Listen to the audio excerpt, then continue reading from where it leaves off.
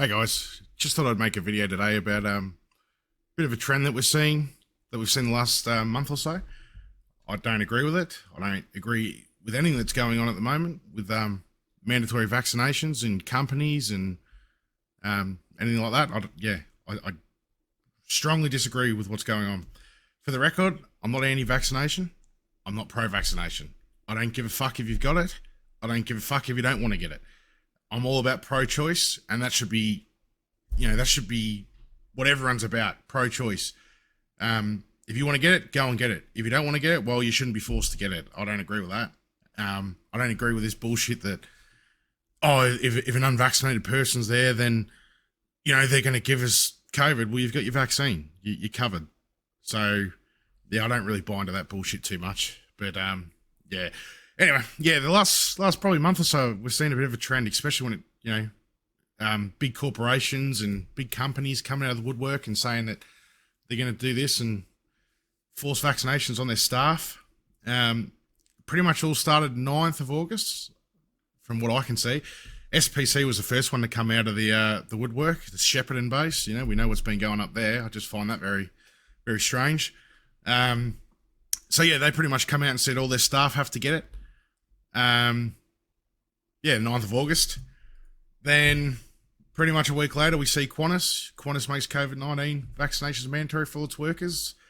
So they're going to force all their 22,000 workers to get it. That was, a week later, the 18th? Pretty much, the 18th of August. Then, of course, Virgin come out of the woodwork. And these are just a few examples. There's probably a lot more. I've just handpicked a couple just to show what's been going on. A few companies. Then Telstra come out, said all their staff. I think Telstra's got, 30,000 people, but they're saying frontline staff, but that's not necessarily true from what I've seen. They're trying to get the whole, 30,000, 29,000, whatever they got to get it, whether you're front of house working with customers or not. There's a big push there to get people to get it. And another one, Crown. Visitors, workers to face mandatory jab rule. So they're saying everyone has to get it. When was that? 13th of September. When was Telstra? Telstra was the first week of September.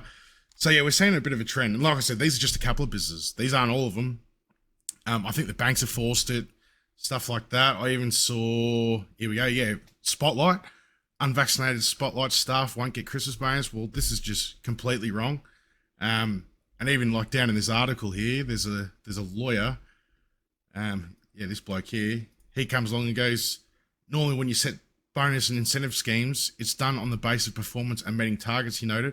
It's very unusual to have incentives based on someone going through a medical procedure or medical treatment. And we're seeing this more and more often, especially the last month, these companies setting things like this, that you don't get the vaccination, you're going to lose your job, you don't get the vaccination, you're going to lose your bonus, as in Spotlight's example here. So yeah, and there's a lot more. Like I said, there's a lot more companies coming out. But yeah, also, when it says, for example, like Qantas, all its workers, or Telstra, or whatever, well, that's not necessarily true, because all contractors, all visitors, everyone, that's what they're pushing for. Anyone who comes to their sites is going to have to get it. So it's not just the employees; it's contract. It's a massive flow-on effect. So these big companies are saying, right, you have to do it. And then, it's flowing down to the smaller businesses, the contractors.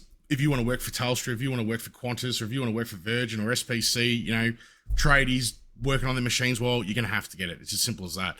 They're going to just force you out otherwise. And literally, that seems to be the thing at the moment. No jab, no job, which it's fucking sick. It's actually disgusting what's going on. These big corporations seem to be pushing this stuff and, taking this moral high ground of we have to protect our customers and all that sort of stuff. Well, I can dig up shit on every single one of these big Crown. Well, we know exactly what's going on there. They fucking lure people in with alcohol and steal their money at the tables, They don't give a fuck about gambling addicts, blowing every last cent they have. Telstra, they just got a fine for $51 million for dodgy dealings with the Aboriginal community.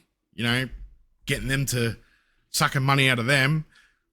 Qantas, they're fucking, that dickhead Alan Joyce, he's a fucking criminal, that bloke. takes taxpayers' money, cries poor, and then gives himself a pay rise, things like that. So all these companies, they're no like shining moral example. They're all fucking dodgy in some way. Yeah, like I said, I'm sure I can dig plenty of dirt up on these fuckers. But yeah, so pretty, like I said, it's all started the 9th of August, and it's just been going on from there. So now what I find interesting is if we look at the weekly COVID-19 vaccine data, this is the Victorian government page, coronavirus.vic. It tells you how many doses this week, doses overall, blah, blah, blah. It's got this nice little graph. It tells us from when the vaccine pretty much started coming here to Australia, 22nd of Feb, all the way up to this week. So now what I find interesting is there's a big spike there, and I'm pretty sure that date there was when we went into some sort of lockdown, 24th of May, that rings a bell. But then here, it's kind of just stagnant. It starts climbing a little bit, but it's pretty much all the same. See, we look at the 9th of August, when our old SPC starts setting the trend, boom, starts skyrocketing. Then the flow-on effect, you got Qantas, you got Virgin, you got Telstra, all this just keeps going up. All of a sudden, all these people are rushing out to get vaccines. Now, I don't find that a coincidence at all. I do believe that the government is involved with this, just like what they've done this week with the construction workers and the tradies. And I'm sure this week, pretty much 13th, this week and next week, I'll be very interested to look at the data because I reckon it's just going to go fucking bang. But yeah, I don't find this. I just find this shady, very shady, that all these companies, all of a sudden, all at the same time, have started to fucking push this shit that no vax, no jab, no job, or whatever the key fucking zing word slogan they've come up with, the silly cunts.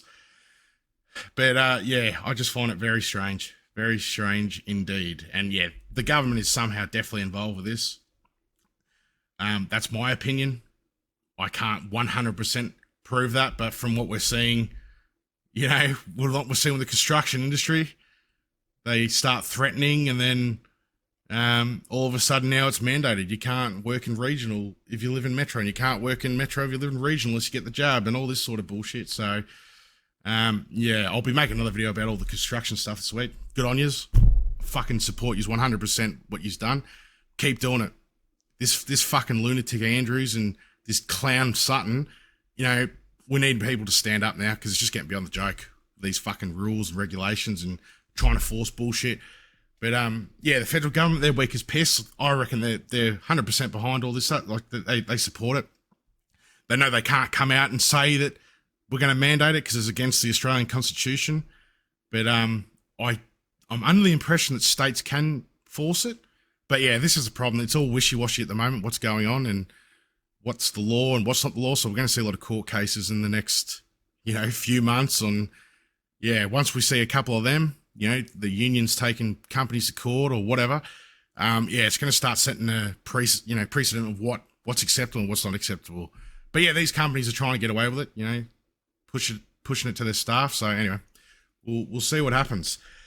But yeah, I'm against it. I don't believe any company should be able to force you to take a medical procedure or lose your job. I don't agree with that at all. I don't think, I work for the company. You don't rule my life. And I shouldn't have to share. That's another thing. I don't agree with companies having access to my medical data. That's between me and my doctor, not between me, my doctor, and me job. But yeah, this is the sort of sick shit we're seeing. I just hope people wake up and get over this fucking shit because yeah, it's just going to get worse and worse. But yeah, anyway, thanks for watching. Like and subscribe if you like. Share it around, get more people on board, wake more people up, show them this, and I don't think it's a coincidence, but maybe I'm wrong. I doubt it, but yeah. Thanks again, guys. Cheers.